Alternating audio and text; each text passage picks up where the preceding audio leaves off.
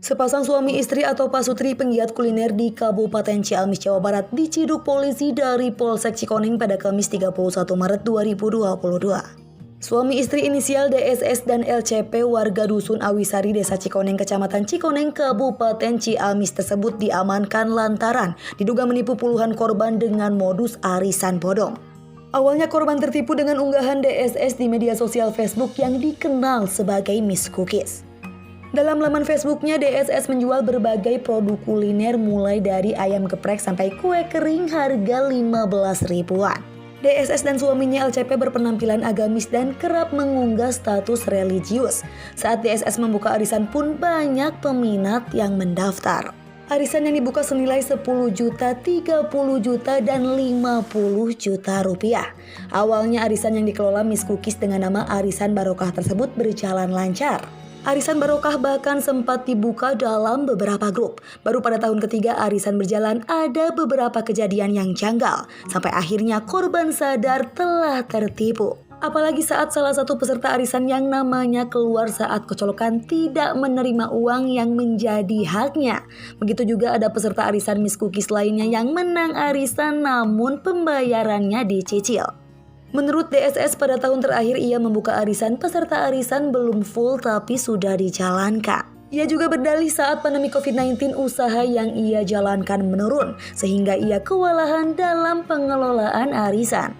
Namun belakangan Miss Cookies mengaku pada polisi uang arisan dari para korban yang mencapai ratusan juta rupiah tersebut dipakai untuk DP mobil dan modal usaha. Selain itu peserta arisan yang menang dari nomor 1 sampai 6 adalah fiktif alias tidak ada. Sementara itu Nur Soliah 24 tahun salah satu korban arisan Barokah Miss Cookies mengatakan uang yang dibayarkan untuk arisan berasal dari usahanya siang malam. Sementara itu Yuyun korban lainnya mengatakan awalnya ia mengikuti tabungan lebaran atau taburan. Saat ia akan mengambil uangnya kembali DSS alias Miss Cookies bertele-tele. Yuyun pun akhirnya memutuskan untuk mengikuti arisan dan uang tabungannya ia masukkan ke arisan tersebut. Sementara itu sebelum melaporkan ke polisi, para korban dan pelaku arisan bodong sudah menekan perjanjian. Jika tanggal 31 Maret para pelaku tak kunjung mengembalikan uang arisan, maka para korban akan membawa kasus ini ke pihak kepolisian. Rasa ditipunya ya seperti gimana ya, setiap minggu diambil gitu. Apanya yang diambil? Uangnya. Uang. Kalau padahal itu teh emang udah kacau. Udah Tapi kacau. masih diambil juga uang.